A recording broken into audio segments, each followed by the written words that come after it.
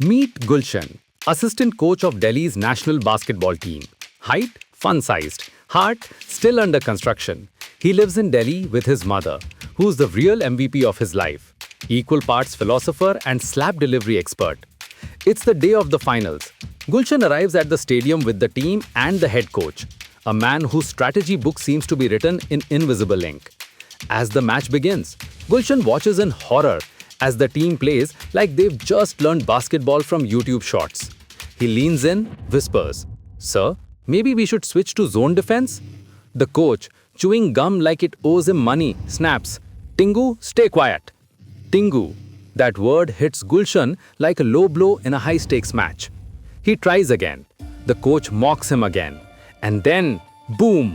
Gulshan's fist connects with the coach's face like a Bollywood climax. Crowd gasps. Phones record. Twitter explodes. Tingu punch trends इस बार movie का star रहा. Suspended. Job gone. Gulshan, heartbroken and jobless, heads to a club. He drinks like he's trying to forget his height, then drives home like he's auditioning for Fast and Furious Delhi Drift. Wrong lane, wrong turn, right into a police car. The cops asked, "Sir, are you drunk?" Gulshan slurs, "Show me your license first." Cue FIR. Cue jail. Next morning, his lawyer friend bails him out.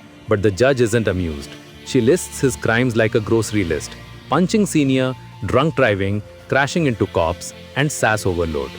She could jail him for 2 years, but instead she gives him a punishment that hits harder than jail time. Coach intellectually disabled kids for 3 months. Gulshan blurts, "They are crazy. I can't teach them." The judge slams her gavel.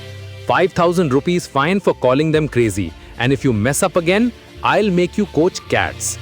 Gulshan goes home sulking. His mother listens, then drops wisdom like it's hot. "Beta, when you were young, they called you Tingu and refused to let you play.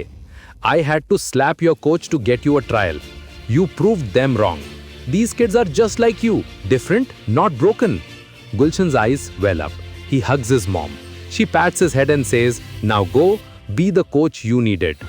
Gulshan arrives at the academy. Enter Kartar Singh, aka Kartar Paji, caretaker, philosopher, and part-time judge whisperer. "How many days will you train the kids?" Kartar asks.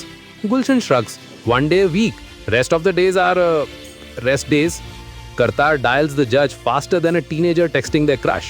Gulshan panics. Okay, every day. I'll coach them every day. Even Sundays, even solar eclipses." The kids arrive. Gulshan introduces himself. They stare. One picks his nose. One talks to a wall. One asks if Gulshan is married to a giraffe. Gulshan is overwhelmed. These kids are 18 to 23, but mentally 7 to 8. They behave like toddlers with adult-sized shoes. अब balls पकड़ो. Gulshan doesn't know what to do with them, so he goes to Kartar Paji, completely confused, asks him why the team is acting like small kids.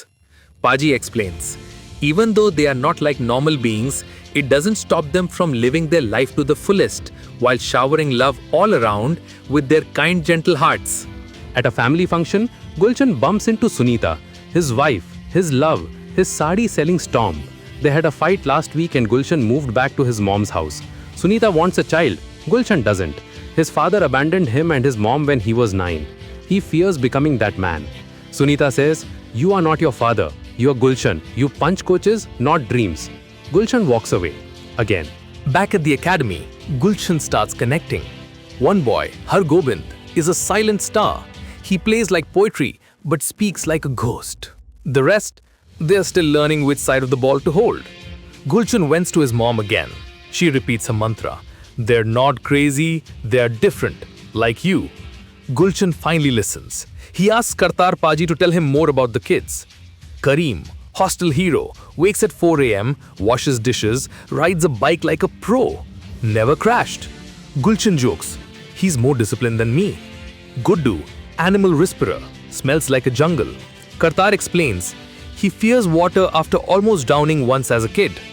Satvir, mechanic genius, runs a garage, teaches engineering students. Gulshan's jaw drops. Sharmaji, cafe sweetheart. Customers adore him. Cafe offers 10% discount to anyone who understands his speech. It's like a linguistic lottery. Lotus, dye factory worker. Hair changes color weekly. Gulshan asks, "Is he a unicorn?" Kartar laughs. No, just resourceful. Raju, plant whisperer, talks to flowers. Gulshan jokes, hope they don't talk back. Sunil, helmet-wearing hypochondriac, tracks airplanes like a radar. Gulshan tests him. Sunil says, Indigo 6E203 is 2 minutes late. He's right. When Gulshan asks about Hargobim, Kartar sighs. Long story. He left the team. We'll tell his story some other time. Paji further explains that every cell in our body carries 46 chromosomes. These tiny structures decide things like our eye color, hair and height. Each chromosome normally comes in a pair. But sometimes there's a third copy of one, and that's when problems begin. If we had even one extra copy, we could be like them. Gulshan takes all of it in and continues coaching the team. It takes him a while, but he gets the rhythm to work with all of them. The team slowly but surely shows progress. On match day, they all chose a team name, Sitaara, and they plays as stars. They win. Gulshan announces a celebration and a bath. Guddu panics. Water trauma. Gulshan spots a drowning mouse. Guddu save it. Guddu jumps in, rescues the mouse and realizes he didn't drown then. He finally bathes. Victory smells like soap. Next match, Chandigarh. Kareem Khan get leave. Enter Golu Khan, sharp, fierce and fabulous. Pedro from the rival team scores like a machine. Golu whispers, I'll stop him. She walks up and wham, hits Pedro in his private part. Pedro collapses. Foul called. But Sitaare wins. On the bus, kids sing, passengers groan. A gum sticks to the driver. He yells, crazy kids. Golu smacks him. They are thrown off the bus. Gulshan doesn't scold. He understands. Public transport isn't built for stars. After they reach the center, they celebrate their victory with pizza while waiting for their family members to pick them up. Golu doesn't like the toppings, so Gulshan starts removing them from a pizza, and soon Sunil was ready up to go, but Gulshan spots some things and stops him. Then goes to him to tie his shoelaces, as Sunil has a very hard time tying due to his condition. The next day, he goes back home, where Sunita is found venting on a punching bag. He finds a way to apologize and asks for help with arranging travel for the team for their next matches. For now, she forgives his ignorant behavior and arranges a private bus. She and Kartar Paji take turns driving. Sitaare reaches the semi-finals. Sunita brings up having a child again. Gulshan says, what if our child turns out like these kids? Sunita walks away, hurt. Sunil overhears, says, you're right, sir. Who wants kids like us? Even I wouldn't. But if a child like me is born, I hope his father is like you. Gulshan breaks. His heart opens. He starts tying shoelaces, bringing snacks, hugging fears. Semi-final day, the judge and the old coach arrive. They watch in awe as Sitaare plays like pros. Gulshan, once Tingu, now stands tall. Not in height, but in heart. Sitaare wins. The crowd cheers. Gulshan smiles. Kartar Paji cries. Sunita claps. And somewhere in the stands, a mouse squeaks in approval. The final match looms large. The opposing team? Giants. Not metaphorically, literally. They look like they were bred in a basketball lab. Gulshan knows his team needs their secret weapon, Hargobind. Gulshan, armed with hope and a box of sweets, visits Hargobind's home. The door opens. Hargobind stands there, silent, eyes guarded like a fortress. Inside, Gulshan gently asks, why did you quit, champ? Hargobind finally speaks.